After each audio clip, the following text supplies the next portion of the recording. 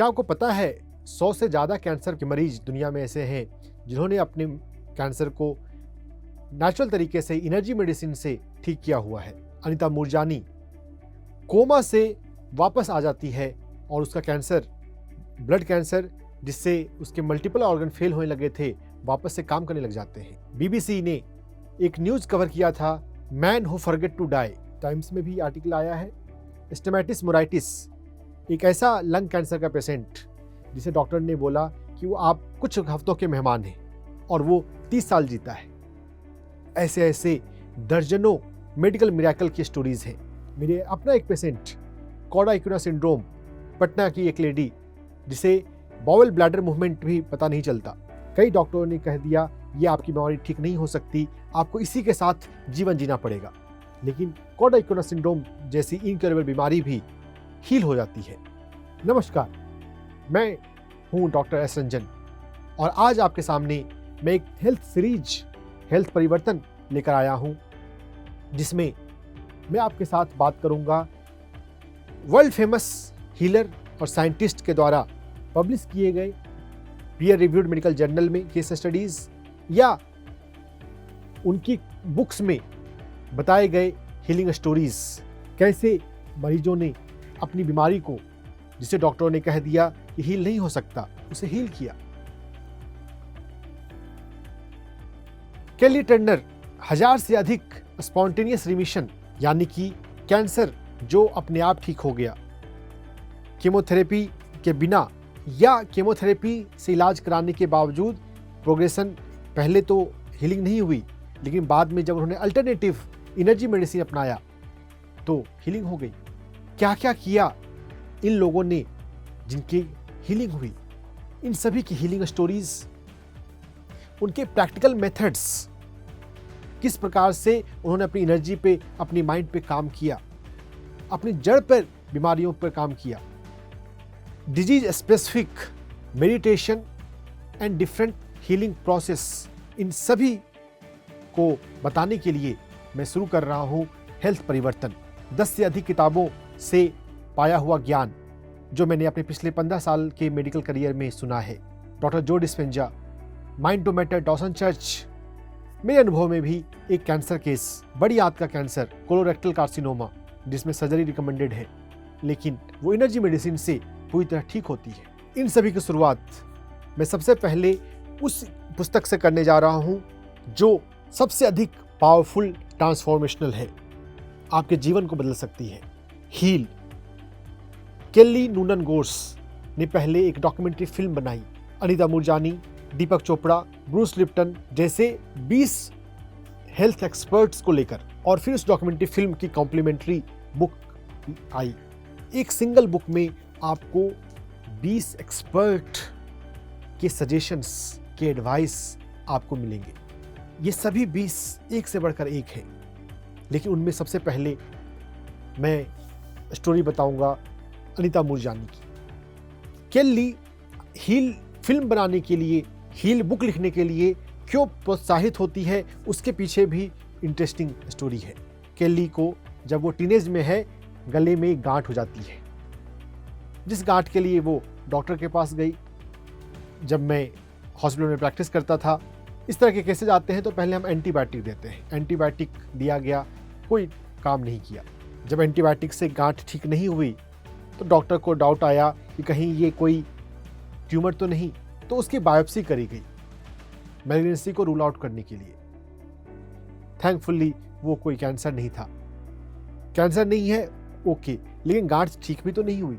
Medical इलाज कराकर कोई कुछ काम नहीं आया तो फिर केली ने इलाज कराना बंद कर दिया।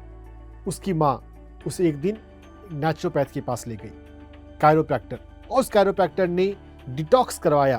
केली की गांठ जो सर्जन ठीक नहीं कर पाए, वो डिटॉक्स करने से, नेचुरोपैथी से ठीक हो गई। केली सरप्राइज रही कि ये क्या हो रहा है, जिस हेल्थ प्रॉब्लम को डॉक्टर ठीक नहीं कर पा रहे हैं, उसे एक अल्टरनेटिव हीलर, कायरोप्रैक्टर, नेचुरोपैथ ठीक कर ले रहा है।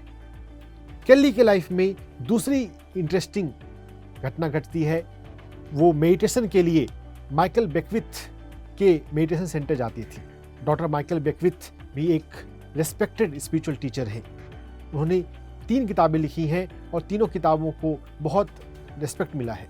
माइकल बेकविथ के पास एक लेडी आती है उदास मन से कि डॉक्टर ने उसकी किडनी बीमारी के लिए उसे ट्रांसप्लांट करने के लिए कह दिया है।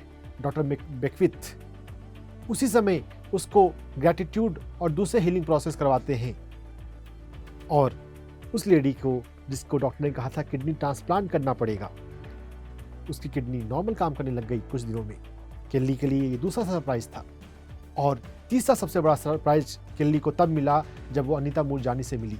अनीता मूरजानी, जिसकी 2 किताबें थोड़ी फेमस हैं, डाइंग टू बी मी हिंदी में है मैंने मृत्यु के बाद जीवन देखा है, और दूसरी पुस्तक what if this is heaven, क्या ये दुनिया ही स्वर्ग है। अनीता मूरजानी को ब्लड कैंसर हो गया था, हॉजकिन लिम्फोमा।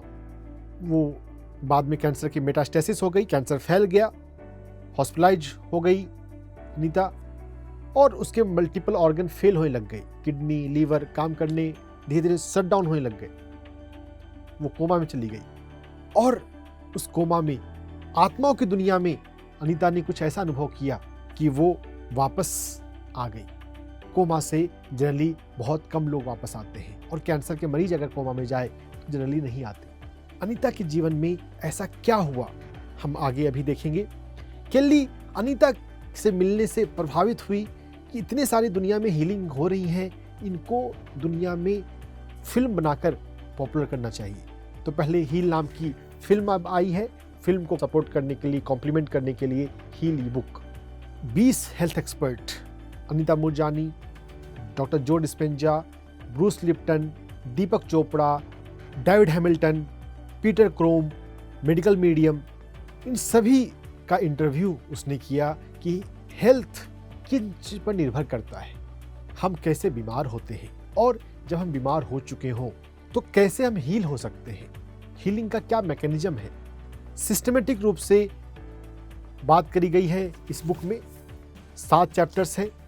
हील बुक और हील के अलावा भी जो और पावरफुल बुक्स हैं, डॉक्टर जो डिस्पेंजा की you are the placebo, biology of belief Bruce Lipton की, इन्ना सेगल की secret language of your body, इन सभी का कलेक्टिव नॉलेज मैं आपको देने वाला हूं एक एक एपिसोड में। आज के एपिसोड में हम देखेंगे कि इन 20 हेल्थ के लीजेंड हैं, स्टालवार्ट हैं, इनमें सबसे मुख्य 5 के जीवन के उपलब्धियों के बारे में। सबसे पहले मैं अनीता मूरजानी की स्टोरी बताना चाहूँगा। अनीता मूरजानी कैसे हील हो गई कोमा से, अनीता मूरजानी की बीमारी पहले कैसे आई, पहले वो थोड़ा समझेंगे। अनीता मूरजानी एक साउथ इंडियन की बेटी है, हांगकांग में रहती है, हिंदू परिवार से है। उसकी स्कूलिंग ब्रिटिश स्कूल में हुई, क्रिश्चियन स्कूल में, वेस्टर्न अपब्रिंगिंग। उसके फादर ने उसको मैरिज के लिए अपने कम्युनिटी में मैरिज करने के लिए कहा।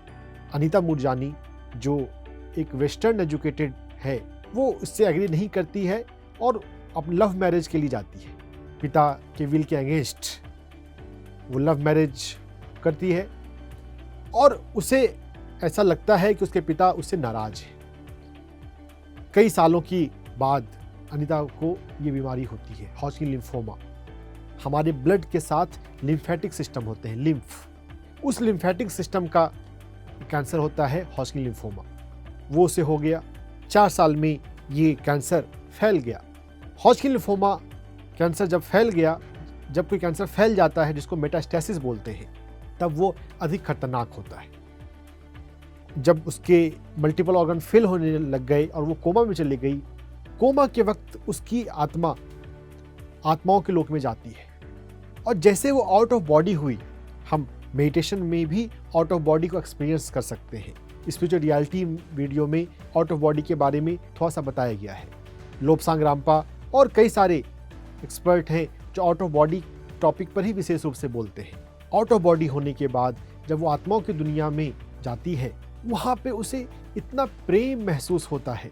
उसका जो अपने आप के लिए गिल्ट था कि मैंने अपने पापा को हर्ट किया, उसे वो भूल जाती है उस दुनिया में, और उस दुनिया में उसे अपने फादर मिलते हैं। जिस फादर के लिए वो सोचती थी कि वो फादर मुझसे नाराज है, उस दुनिया में पता चलता है फादर नाराज तो नहीं है। ज्यों ही उसे इस बात का बोध होता है कि मेरे फादर मुझसे गुस्सा नहीं है, उसका गिल्ट डिसॉल्व हो जाता है। जो गिल्ट वो कई सालों से पाली हुई थी भीतर कि मैंने अपने पापा के विल के अगेंस्ट जाकर मैरिज करी। एक तो गिल्ट डिसॉल्व हुआ, दूसरा दिव्य दुनिया, उच्च लोगों का जो ये दिव्य प्रेम है, वो अनुभूति जब उसे हो रही थी, उसे ऐसा लगा कि जो बॉडी वो छोड़ कर आई है, जो अभी आईसीयू में पड़ा है, वो तो अपने आप हील हो सकता है। अनीता मूरजानी को यह प्रेरणा मिलती है डिवाइन से कि तुम वापस जाओ, तुम्हें दूसरा सेकंड चांस मिल रहा है। अपनी लाइफ को बिना गिल्ट के और प्रेम के साथ जियो। डिवाइन अनकंडीशनल प्रेम करता है हम सभी को। अनीता मूरजानी वापस आती है और उसके जो किडनी और लीवर फेल हो रहे थे वो वापस से काम करने लग जाते हैं। वो 4 दिन में हॉस्पिटल से डिस्चार्ज हो जाती है। कोई कोमा का व्यक्ति रिकवर कर जाए, 4 दिन में डिस्चार्ज हो जाए, एक आश्चर्य की बात है। और 4 हफ्ते में तो उसके शरीर में जो कैंसर की गांठें थीं, नींबू के आकार जितने बड़े बड़े गांठें हो गई थी उसको, लिम्फोमा, वो सारे पिघलने लग जाते हैं। जैसे बर्फ का टुकड़ा गर्मी में पिघलता है, वैसे उसके गांठें गायब होने लग गई। मेडिकल दुनिया के लिए एक आश्चर्य है और ऐसे केसेस को जनरली स्टडी नहीं किया जाता।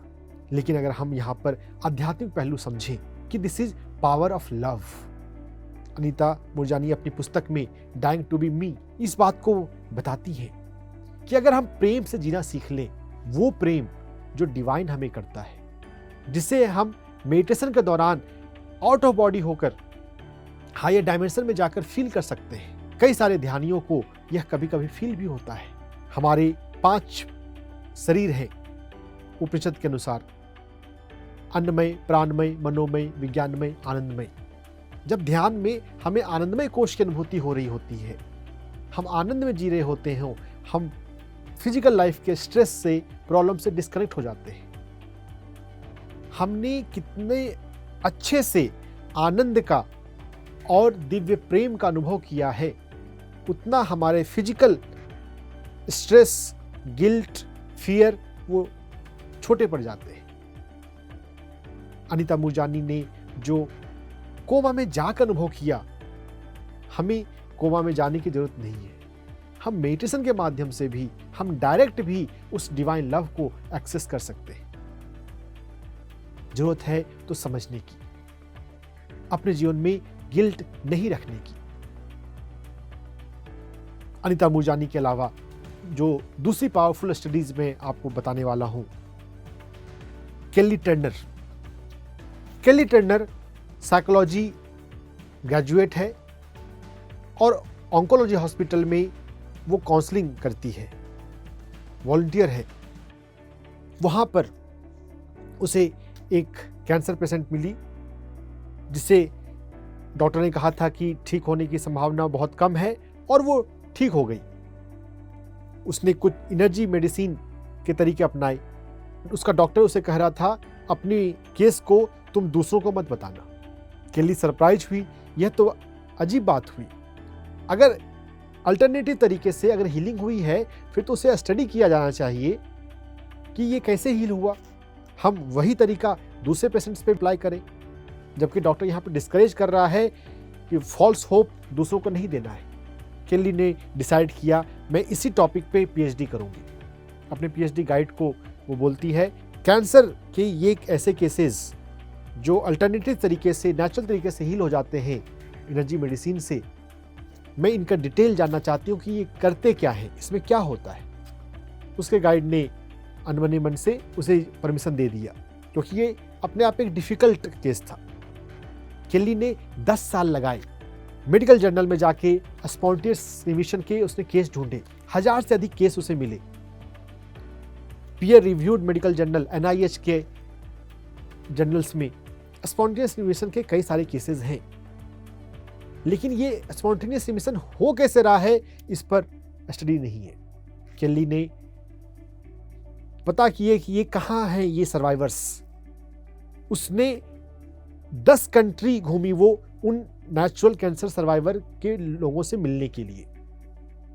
कैंसर सर्वाइवर से और उनके हीलर से वो बातें करती हैं कि क्या किया आपने अपने आप को हील करने के लिए। 100 से अधिक कैंसर पेशेंट्स की स्टोरीज को समराइज कर उसने 10 हीलिंग फैक्टर पहचाने हैं जो उसने अपनी सेकंड बुक रेडिकल होप में दिया है। इसकी इनकी पहली बुक है रेडिकल रिमिशन। मुझे रेडिकल रिमिशन ज़्यादा अच्छी लगी है क्योंकि वो शॉर्ट में वहाँ पर बात आ जाती है। रेडिकल होप थोड़ी मोटी हो जाती है, लेकिन यह भी अच्छी है। जो 10 हीलिंग फैक्टर्स केली ने आइडेंटिफाई किए नेचुरल कैंसर सर्वाइवर को पूछकर, उसमें से 7 हीलिंग फैक्टर हमारे इमोशन से, माइंड से जुड़े हुए हैं। हमारे माइंड का इतना ज़्यादा रोल है। अगर हम गिल्ट की भावना हो, अगर हमारे भीतर कोई भी निगेटिव इमोशन हो, फियर हो, एंगर हो, इरिटेशन हो, सैडनेस हो, तो वो हमारे शरीर में कैंसर बनता है। लुई हे ने भी you can heal your life में इस बात का जिक्र किया है। एंगर और फियर को रिलीज कर देने से कैंसर भी ठीक हो सकता है, लुई हे ने अपनी पुस्तक में लिखा है। केली टर्नर की बातें हर एक कैंसर पेशेंट को, कैंसर पेशेंट की फैमिली को समझनी चाहिए कि वो 7 हीलिंग फैक्टर्स क्या हैं। आगे जाकर मैं इसके बारे में विस्तार में बात करूंगा, लेकिन जो थोड़ा सा बॉर्डलाइन कि हमें अपने निगेटिव इमोशंस को समझना, उसको कम करना, पॉजिटिव इमोशंस को समझना, पॉजिटिव इमोशंस को बढ़ाना, मेडिटेशन और दूसरे स्पिरिचुअलिटी के एक्सरसाइज और प्रोसेस अपने लाइफ में जोड़ने और अपने स्पिरिचुअल कनेक्शन को डीप करना, फेथ, विश्वास कि हाँ मेरी बीमारी ठीक हो सकती है, उस विश्वास को लाने के लिए जो प्रैक्टिकल प्रोसेस है उन्हें करना, अपने हेल्थ की जिम्मेदारी लेना। हमारा हेल्थ के लिए कोई डॉक्टर या बीमारी के लिए हमारा वातावरण जिम्मेदार नहीं है। हमारी बीमारी हमारे अपने कर्म के कारण और अपनी सोच के कारण आती है। इस बात को समझना, जब हम जिम्मेदारी स्वीकारते हैं तब हम काम कर सकते हैं। अगर हम अपने हेल्थ की जिम्मेदारी नहीं लें तो जो डॉक्टर जैसी दवा दे रहा है उससे अगर अच्छी दवा देगा तो हीलिंग होगा, अच्छी दवा अगर होगी तो हीलिंग नहीं होगी। डॉक्टर बर्नी सीगल के वर्क में भी आती है। डॉक्टर बर्नी सीगल जो येल यूनिवर्सिटी में सर्जन हुए, सर्जरी के प्रोफेसर हुए और कैंसर पेशेंट्स पर उन्होंने भी काम किया। उनके कैंसर के पेशेंट्स काफ़ी हील हो जाते थे। उन्होंने नोटिस किया क्या है वो फैक्टर कि जो कैंसर पेशेंट हील होते हैं। उन्होंने इसके एक नाम दिया ECAP, एक्सेप्शनल कैंसर पेशेंट्स।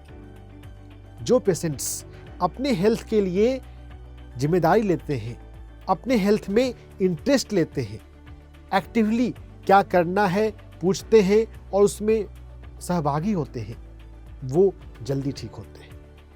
जो सब कुछ डॉक्टर पे छोड़ देते हैं उनकी प्रोग्नोसिस पुअर होती है। डॉक्टर बर्नी सीगल ने कहा है there is no incurable disease. दुनिया में कोई लाइलाज बीमारी नहीं है, लेकिन लाइलाज लोग हैं। यानी कि जो लोग एनर्जी मेडिसिन को समझने के लिए, एनर्जी मेडिसिन को अपने जीवन में उतारने के लिए, उसके लिए जो काम करना पड़ेगा, जो मेहनत करनी पड़ेगी, जो मेडिटेशन करना पड़ेगा, जो अपने इमोशन पर, माइंड पर काम करना पड़ेगा, नई चीज़ों को सीखने के लिए, करने के लिए तैयार ना हो तो उनके लिए लाइलाज रोग होता है। वैसे लाइलाज बीमारी नहीं है। चाहे कोई भी बीमारी हो, अगर हम इस हेल्थ परिवर्तन में जो जो बातें बताई जा रही हैं, अगर आप इसे ठीक से समझ लें, जो आगे के 12 एपिसोड्स में आएंगे, उसको अपने जीवन में इंप्लीमेंट करें, तो आप चाहे कोई भी बीमारी हो, कितनी भी गंभीर से गंभीर बीमारी क्यों ना हो, किसी भी डॉक्टर ने चाहे कुछ भी कहा हो, सो कॉल्ड लाइलाज बीमारी को भी ठीक किया जा सकता है। स्टेप वाइज सिस्टमेटिकली हम आगे के एपिसोड में देखेंगे हेल्थ क्या है, माइंड का रोल हेल्थ में क्या है, एनर्जी को हम कैसे बढ़ाएं, मेडिटेशन के माध्यम से अपनी एनर्जी वाइब्रेशन को कैसे बढ़ाएं और हम क्या क्या करें। नमस्कार।